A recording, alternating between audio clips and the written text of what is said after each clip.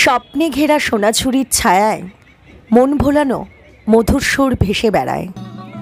কোপাই নদীর জলতরঙ্গে মিশে নিয়ে যায় কোনো মেঘবালিকার দেশে, যেখানে ব্যঙ্গমা ব্যঙ্গমী এখনো খোঁজে কোনো শ্রান্ত পথিক চোখ বুঝে গায়, আমার প্রাণীর মানুষ আছে প্রাণে, এমন শান্তি শুধুমাত্র শান্তিনিকেতনে। শান্তিনিকেতনের মনোমুগ্ধকর প্রকৃতির আনন্দ নিতে কে না চায়। শান্তিনিকেতন বলতেই পর্যটকদের চোখে ভাসে বিশ্বভারতী প্রাঙ্গণ, আম্রকুঞ্জ, ছাতিমতলা, ভুবনডাঙ্গার মাঠ আর সোনাঝুরির হাটের কথা।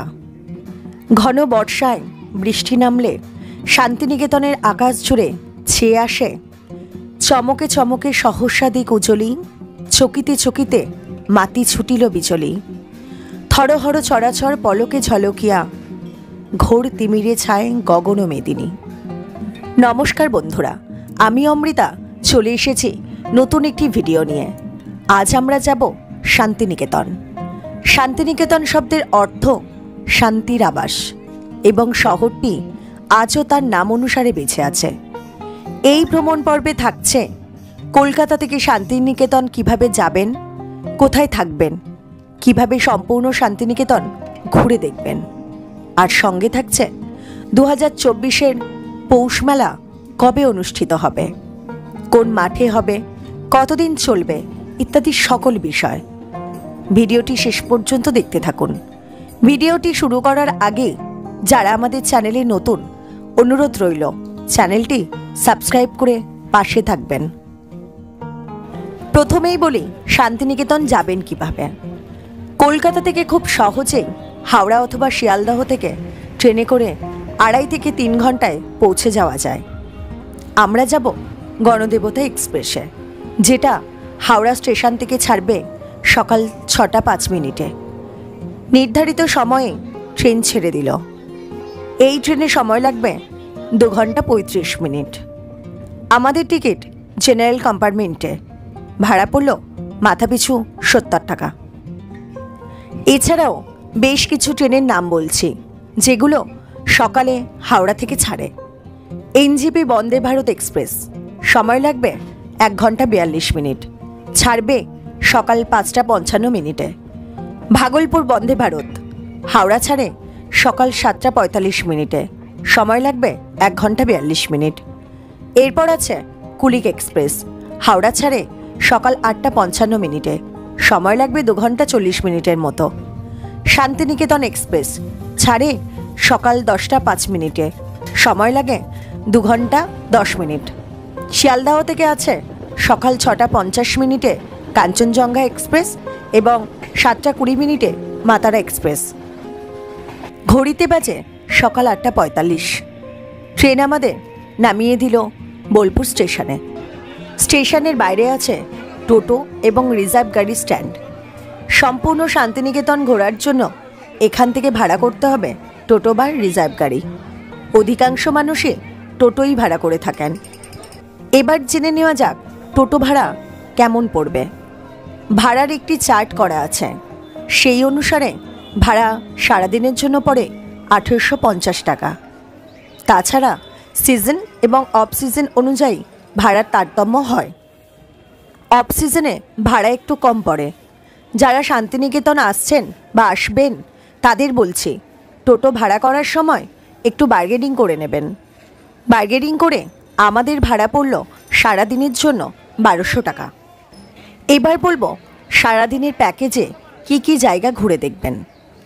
কঙ্কালীতলা, কোপাই নদী, বিশ্বভারতী ক্যাম্পাস, পলাশবনি গ্রাম, সৃজনী শিল্পগ্রাম, সুরুল রাজবাড়ি, আমার কুটির সোসাইটি, 34 ফুটের বুদ্ধ মূর্তি, প্রকৃতি ভবন এবং সোনাঝুরির হাট। আমরা কিভাবে একদিনে শান্তিনিকেতন ঘুরে দেখব, এই ভিডিওটি শেষ পর্যন্ত দেখলেই সম্পূর্ণটা জানতে পারবেন। শান্তিনিকেতনে কোথায় থাকবেন? আমরা থাকব পশ্চিমবঙ্গ সরকারের যুব আবাসে। এছাড়াও অনেক হোটেল, লজ, রিসর্টও আছে। টোটোওয়ালাদের বললে ওনারাই আপনাদের নিয়ে যাবে হোটেল খুঁজতে। সিজন এবং অফ সিজন অনুযায়ী হোটেলের ভাড়া ওঠানামা করে। অফ সিজনে 800 থেকে 1200 আর সিজনে 1500 থেকে 2000। এখানে মূলত দোলযাত্রা এবং পৌষ মেলার সময় প্রচুর ভ্রমণার্থীর সমাগম হয়। তখন ঘর ভাড়া পাওয়া খুব মুশকিল হয়ে দাঁড়ায়। একটি ডবল বেডেড রুম বুক করেছিলাম।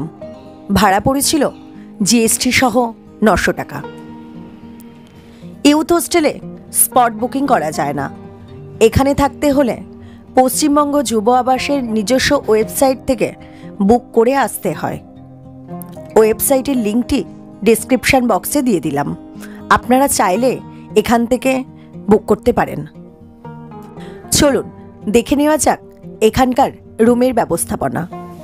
ঘরটি বেশ বড়, আছে 2টি বেড, একটি ড্রেসিং টেবিল আছে, আলমারি আছে আর টিভির ব্যবস্থাও আছে। দেওয়া আছে টি টেবিল এবং চেয়ার। ওয়াশরুমটি বেশ বড় আর আছে 24 ঘন্টা গিজারের ব্যবস্থা।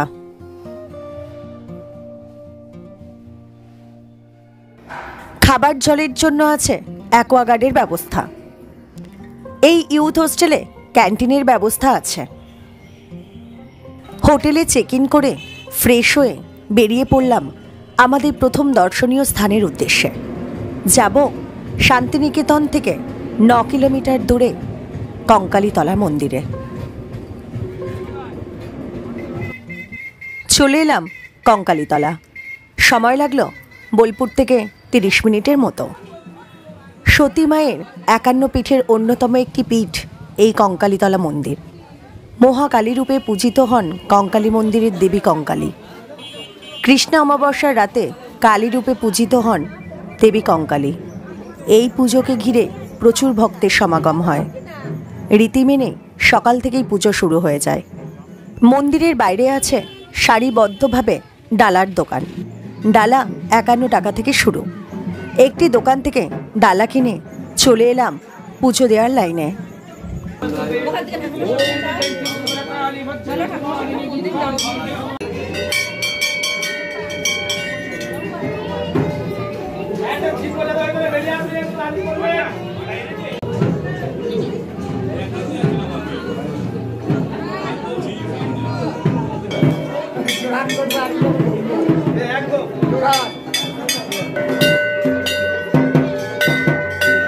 পুজো দেওয়া সম্পন্ন করে ঘুরে দেখলাম মন্দির চত্বর। এই যে কুণ্ডটি দেখছেন, কথিত আছে এই কুণ্ডেই সতীর কাঁখ অর্থাৎ কোমরের অংশ পড়েছিল। সেই থেকেই এই তীর্থের নাম কঙ্কালীতলা। এখানে দেবীর কোনো মূর্তি নেই, দেবীকে পটে পুজো করা হয়। কথিত আছে কঙ্কালীতলার কুণ্ডের সঙ্গে বারাণসীর কাশীর মণিকর্ণিকা ঘাটের সরাসরি সংযোগ আছে।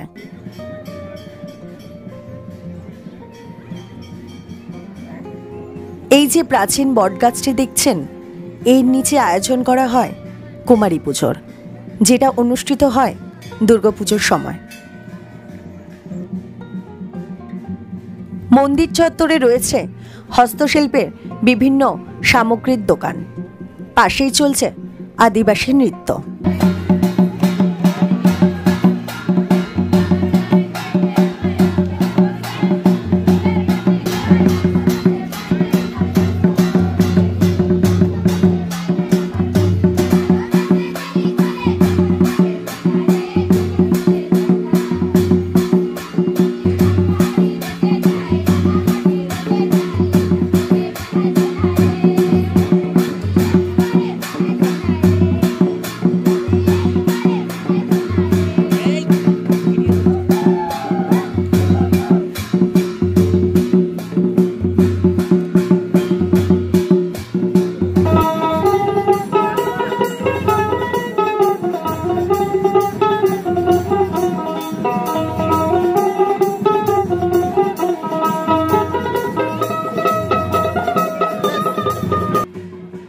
এখানে প্রতিদিন ভোগের আয়োজন করা হয়। ভোগের কুপন 60 টাকা। চলছে ভোগ রান্নার কাজ।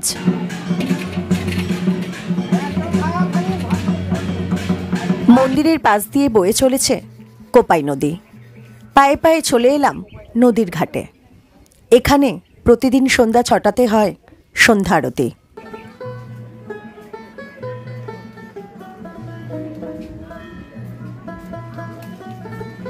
মন্দির চত্বরের গাড়ি পার্কিংয়ের জায়গার পাশে আছে কাঞ্চীশ্বর শিব মন্দির। এখানে মহাদেব মাটি ফুঁড়ে উঠেছিলেন। এখানেও পুজো দিলাম।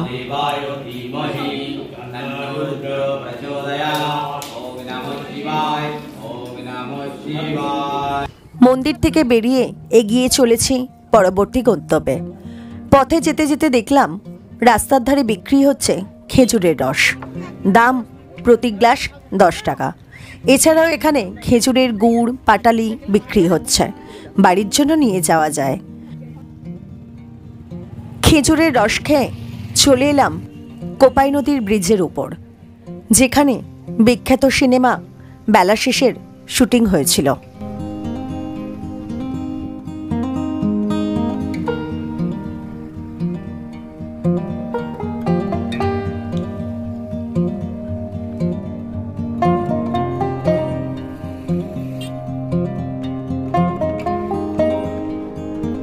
চলে এলাম পলাশবনি গ্রামে। এই গ্রাম বাহা গ্রাম নামেও পরিচিত। বেশ কিছু বছর আগে স্টার জলসায় অনুষ্ঠিত হতো ইষ্টি কুটুম সিরিয়ালটি। এই সিরিয়ালের শুটিং এই গ্রামেই হয়েছিল। সিরিয়ালের জন্য একটি বাড়ি নির্ধারণ করা হয়। বর্তমানে সেই বাড়িটি দর্শনীয় স্থান হয়ে উঠেছে। বাড়িটি সম্পূর্ণ মাটির তৈরি। এই বাড়িতে এখন আর কেউ বসবাস করে না।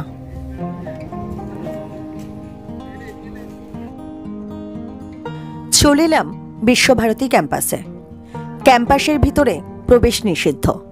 বর্তমানে ক্যাম্পাস দেখতে হলে বাইরে থেকেই দেখতে হবে। রাস্তার ধারে প্রথমেই পড়ল খড়ের চালা দেওয়া সুন্দর করে নিকানো একটি মাটির বাড়ি। বর্তমানে এটি আনন্দ পাঠশালা নামে পরিচিত। আদতে এই বাড়িটিতে রবীন্দ্রনাথ ঠাকুরের স্ত্রী মৃণালিনী দেবী বাস করতেন। 1902 সালে জোড়াসাঁকোর মহর্ষি ভবনে দেহাবসানের পর তার দেহ এখানে নিয়ে এনে রাখা হয়। সেই থেকে এই বাড়ির নাম হয় দেহুলি বাড়ি। এখনও প্রতিদিন সকালে এখানে বাচ্চাদের পড়ানো হয়। এরপর কয়েক পা এগোলেই ঝুড়িওয়ালা বৃদ্ধ একটি বটগাছ আছে। নাম 3 পাহাড় বটগাছ। গাছের গোড়ায় পাথর মাটি দিয়ে গোল করে বেদি বানানো, সেটা 3 থাকের বেদি। এর একটা ইতিহাস আছে। মহর্ষি দেবেন্দ্রনাথ ঠাকুর কোপাই নদীর ধার থেকে এই বটের ছাড়া এনে এখানে রোপণ করেন। সহজ পাঠের বইয়ের ছবিটি এই বটগাছেরই। আরও কিছুটা এগিয়ে দেখলাম আরেকটি গোল মাটির বাড়ি। তার ছাদ ফুঁড়ে বেড়ে চলেছে একটি তালগাছ। এই বাড়ির নাম তালধ্বজ। তালগাছ এক পায়ে দাঁড়িয়ে সব গাছ ছাড়িয়ে উঁকি মারে আকাশে। বিশ্বকবি রবীন্দ্রনাথ ঠাকুর এই গাছটি দেখেই অনুপ্রাণিত হয়ে কবিতাটি রচনা করেছিলেন। আসলে বাড়িটির ছাদ ফুঁড়ে তালগাছ বেরোয়নি, গাছটিকে ঘিরে বাড়িটি বানানো হয়েছিল।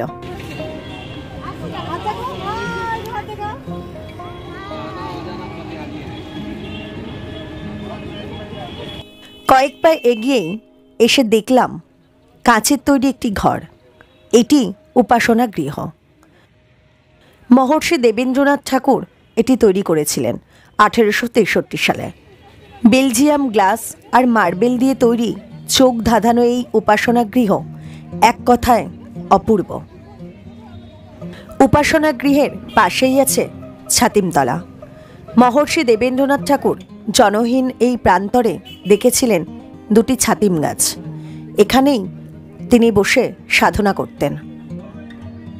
ছাতিমতলা থেকে একটু এগিয়েই দেখলাম 2টি মূর্তি। আধুনিক স্কাল্পচারের পথিকৃৎ রামকিঙ্কর বেইজ 1938 সালে এটি সৃষ্টি করেন। তিনি দেখেছেন এক সাঁওতাল পরিবারকে যারা নূতন জীবনের সন্ধানে এগিয়ে চলেছে। আরেকটু এগিয়ে আরেকটি স্কাল্পচারের সামনে এসে দাঁড়ালাম। এটিও ওনারই সৃষ্টি 1956 সালে। নাম কলের বাঁশি বা মিলকল। এটিতে 2 মহিলা ও একটি শিশু আছে। মহিলারা কলের বাঁশি শুনে সেদিক পানে এগিয়ে চলেছে। ঝোড়ো হাওয়ায় উঠছে তাদের চুল আর আঁচল।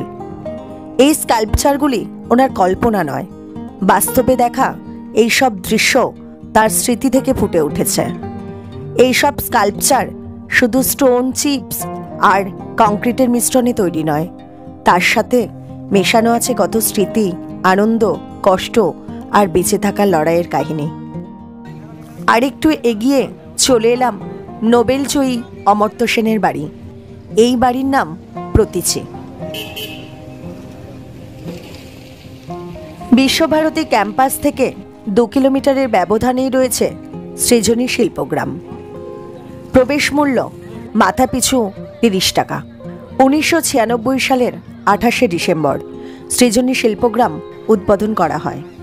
এই শিল্পগ্রাম নির্মাণ করার প্রধান উদ্দেশ্য ছিল উত্তর পূর্ব ভারতের রাজ্যগুলির শিল্প, জীবনধারা, সাহিত্যকর্ম সাধারণ মানুষের সামনে তুলে ধরা। শুধুমাত্র একটা শিল্পগ্রাম তৈরি করাই নয়, গুরুত্বপূর্ণ গবেষণার মাধ্যমে ফুটিয়ে তোলা হয়েছে সিকিম, আসাম, মেঘালয়, মণিপুর, ত্রিপুরার মতো উত্তর পূর্ব ভারত এবং পশ্চিমবঙ্গ, বিহার, ঝাড়খণ্ড, ওড়িশা, আন্দামান এবং নিকোবর দ্বীপপুঞ্জের জীবনগাথা। ইস্টার্ন জোনাল কালচারাল সেন্টার অর্থাৎ পূর্বাঞ্চল সংস্কৃতির কেন্দ্রের সাংস্কৃতিক প্রয়াস এই সৃজনী শিল্পগ্রাম। প্রায় 26 বিঘা জমি জুড়ে বিস্তৃত এই শিল্পগ্রাম। এই সংস্কৃতির অন্তর্গত 9টি সদস্য রাজ্যগুলির শিল্প ও সম্ভাবনা তুলে আনা হয়েছে 9টি পৃথক কুঁড়েঘরের মধ্যে। অর্থাৎ জাদুঘরগুলি কুঁড়েঘরের আকারে তৈরি করা হয়েছে। শিল্পকে সম্মান জানাতে প্রত্যেকটি মিউজিয়ামের বাইরে লেখা রয়েছে, অনুগ্রহ করে জুতো খুলে প্রবেশ করুন।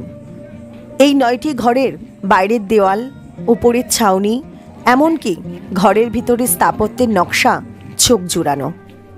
রয়েছে লোকচিত্রের প্রদর্শনশালা, আদিবিম্ব।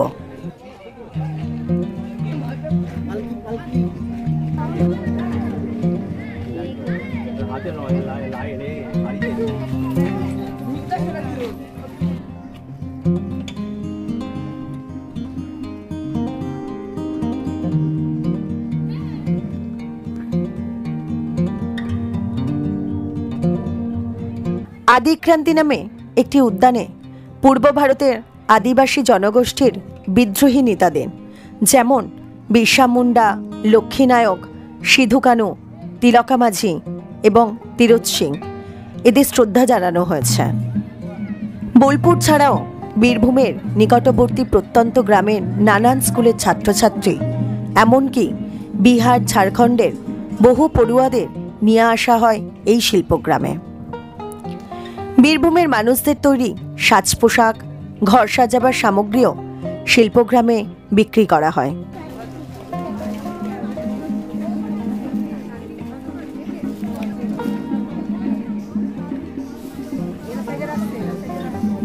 প্রত্যন্ত অঞ্চলের বাউলরা এখানে নিয়মিত গান করে পর্যটকদের মনোরঞ্জন করেন। রাঢ়বঙ্গের প্রায় হারিয়ে যাওয়া নানান লোকগান, নৃত্য যেমন ভাদু ভাঁজো, চদর বদরকে স্থান দেওয়া হয়েছে নানান ইনস্টলেশনের মাধ্যমে। সৃজনী শিল্পগ্রামের গবেষণা অনুযায়ী চদর বদর গ্রাম্য জীবনের লোকশিক্ষার অন্যতম মাধ্যম এই পুতুল নাচ। চদর বাঁধনি, সাঁওতাল ভাষায় একে বলা হয় চদর বদর। এক পায়া কাঠের স্ট্যান্ডের ওপর ভর করে থাকে একটি বাক্স, সেটারই 3 দিক ঘিরে থাকে চাদরে। শাড়ি দিয়ে মোড়া থাকে ধামসা মাদল সহযোগে সাঁওতালি নারী পুরুষের সারিবদ্ধ পুতুলের দল।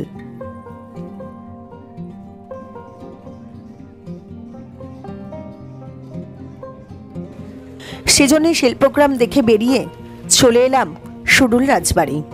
প্রতিটি রাজবাড়ি কোনো না কোনো গল্প বহন করে।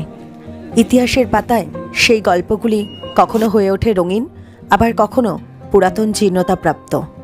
সুডুল রাজবাড়ির ইতিহাস ঘাঁটলে জানা যায়, অষ্টাদশ শতকের প্রথম দিকে বর্ধমানের নীলপুর থেকে ভরতচন্দ্র সরকার এই গ্রামে পা রাখেন। প্রথমে এখানকার বাসিন্দা বাসুদেব ভট্টাচার্যের বাড়িতে আশ্রয় নেন তিনি। তারপরে গড়ে তোলেন নিজের বসত বাড়ি। ভরতচন্দ্রের আমল থেকেই এই বাড়িতে দুর্গাপুজো শুরু। তার পুত্র কৃষ্ণহরির সন্তান শ্রীনিবাস ইংরেজদের সঙ্গে নানা ব্যবসার কাজে যুক্ত ছিলেন। সেই সূত্রে সাহেব মহলে বেশ খ্যাতি ও সুনাম অর্জন করেন তিনি। জাহাজের পাল তৈরির কাপড় এবং নীল চাষের ব্যবসায় যুক্ত ছিলেন শ্রীনিবাস। অনেকে বলেন এই পরিবারের সরকার পদবিও নাকি ইংরেজদের দেওয়া। এদের আসল পদবি ছিল ঘোষ। আর 5টা রাজবাড়ির মূল কাঠামো যেমন হয়, সরকার বাড়িও সেই রকম। মাঝখানে নাটমন্দিরকে রেখে চতুষ্কোণ রাজবাড়ি। প্রদীপিসির বড়িমি বাক্স থেকে সেদিনের চতুরঙ্গ ছায়াছবি সহ অনেক সিনেমারই শুটিং হয়েছে এই জমিদার বাড়িতে। এখানে জোড়া দুর্গাপুজো হয়, একটি রাজবাড়ির ভিতরে এবং একটি রাজবাড়ির পিছনে। একচলার ডাকের সাজের প্রতিমা হয় এখানে। রথের দিন আনুষ্ঠানিকভাবে শুরু হয় প্রতিমা তৈরির কাজ। রাজবাড়িতে পুজোর কদিন কোনো রকম বৈদ্যুতিক বাতির ব্যবহার করা হয় না। গোটা রাজবাড়ি আলোকিত হয় মোমবাতির নরম আলোতে। প্রায় 300 বছরের পুরনো অস্ত্র তুলে দেওয়া হয় প্রতিমার হাতে। পুজোর দিনগুলোয় সাজানো হয় পারিবারিক সোনার গহনায়। এই জমিদার বাড়ির পিছনেই 250 বছরের বেশি পুরনো দুটি মন্দির আছে। লক্ষ্মী জনার্দন মন্দিরের মুখোমুখি স্থাপিত একটি শিলাগ্রাম শিলাই মূল আরাধ্য। মূল মন্দিরটি পঞ্চরত্ন লক্ষ্মী জনার্দন মন্দির। এর গায়ে অপূর্ব টেরাকোটার কাজ, যা অনেকটাই নষ্ট হয়ে গেছে।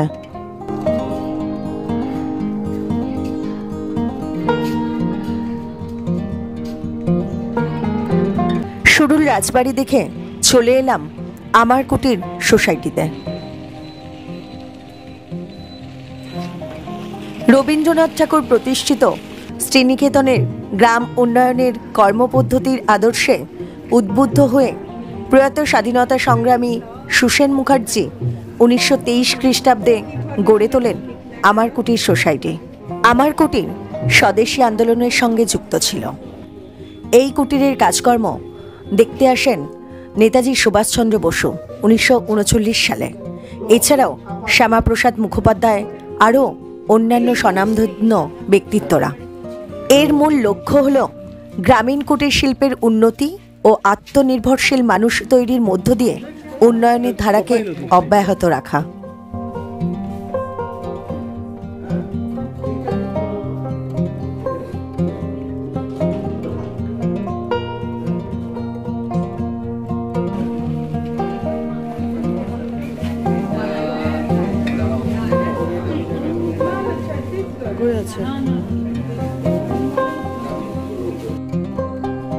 আমার কুটিরের পাশেই রয়েছে কোপাই নদী। শান্তিনিকেতন ভ্রমণ করার আরও একটি বড় পাওনা হলো এই কোপাই নদী, যে নদী দেখে বিশ্বকবি রবীন্দ্রনাথ ঠাকুর রচনা করেছিলেন বিখ্যাত কবিতা আমাদের ছোট নদী চলে আঁকে বাঁকে, বৈশাখ মাসে তার হাঁটু জল থাকে। এখন ঘড়িতে প্রায় 2টো বাজে। এইবার সেরে নিতে হবে দুপুরের লাঞ্চ। টোটো ভাইকে বললাম একটি ভালো রেস্টুরেন্টে নিয়ে যেতে। সেই মতো আমাদের নিয়ে এলো দইকন্যা হেসেল ঘরে। রেস্টুরেন্টের ভিতরের অ্যাম্বিয়েন্সটা ভীষণ সুন্দর। বসে খাওয়ার জন্য কাঠের তৈরি চেয়ার টেবিল, আর খাবার পরিবেশন করা হয় কাঁসার থালা বাটি গ্লাসে। আমরা অর্ডার করলাম ভেজ থালি, দাম 170 টাকা। এছাড়া মটন থালি 390 টাকা এবং চিকেন থালি 330 টাকা। আমরা যে ভেজ থালি অর্ডার করেছি তাতে আছে গাওয়া ঘি, বাঁশকাঠি চালের ভাত, স্যালাড, উচ্ছে ভাজা, বেগুন ভাজা, মুগের ডাল, 5 মেশালি সবজি দিয়ে একটি তরকারি, আলু পোস্ত, চাটনি, পায়েস এবং পাঁপড় ভাজা।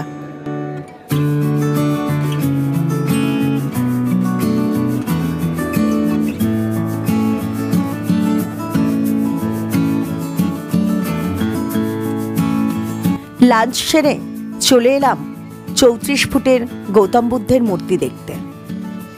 বল্লভপুর এলাকায় গৌতম বুদ্ধের একটি 34 ফুটের শ্বেতশুভ্র মূর্তি রয়েছে। এটি বৌদ্ধ কল্যাণ মিশন দ্বারা নির্মিত হয়েছিল। মূর্তিটি তৈরি করেছিলেন স্থানীয় শিল্পীরা। এরপর চলে এলাম প্রকৃতি ভবনে।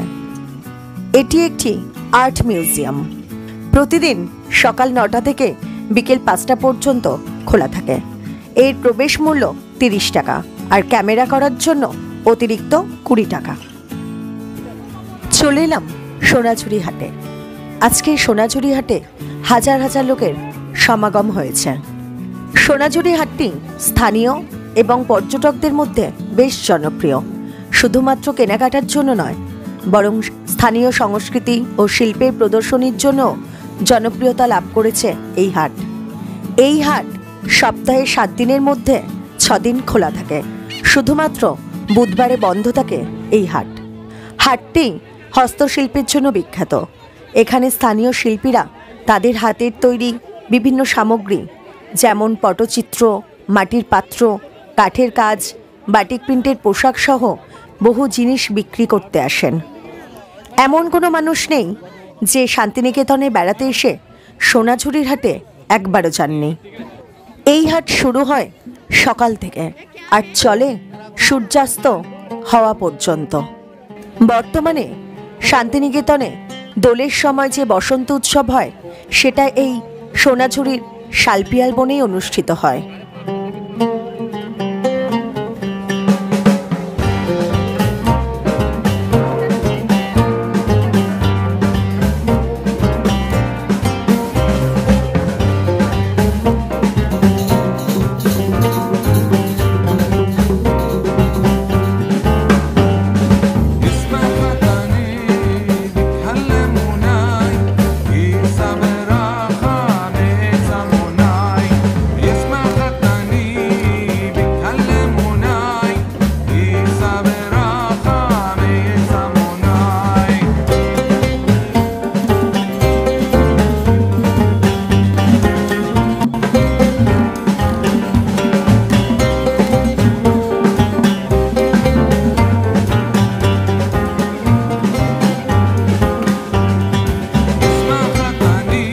2024 সালের 23শে ডিসেম্বর থেকে পৌষ মেলা অনুষ্ঠিত হবে। মেলা চলবে 1 সপ্তাহ ধরে। বসন্ত উৎসবের সাথে সাথে এই পৌষ মেলা শান্তিনিকেতনের ঐতিহ্য বহন করে।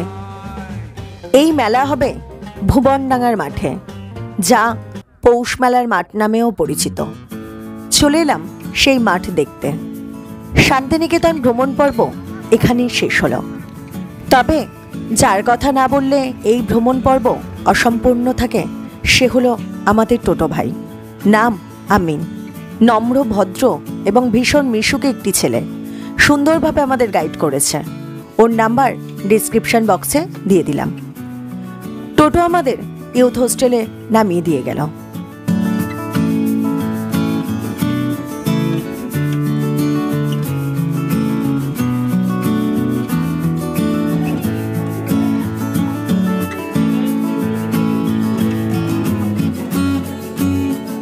রাতের ডিনার ইউথ হোস্টেলের ক্যান্টিনেই অর্ডার করেছি। রাত 9টা নাগাদ খাবার রুমেই দিয়ে গেল। খাবারে ছিল ফ্রাইড রাইস, চিলি চিকেন। দাম পড়েছিল 180 টাকা। ডিনার সেরে শুয়ে পড়লাম। পরদিন সকাল। আজ ফিরে যাওয়ার পালা। ট্রেন আছে সকাল 8টায়, মালদা হাওড়া ইন্টারসিটি এক্সপ্রেস।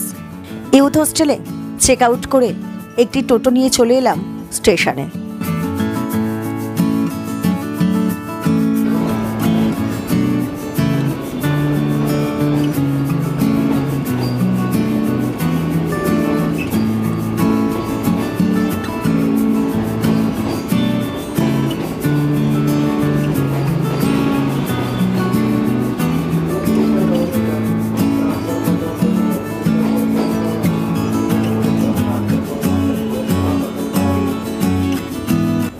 নির্ধারিত সময়ে চলে এলো ট্রেন।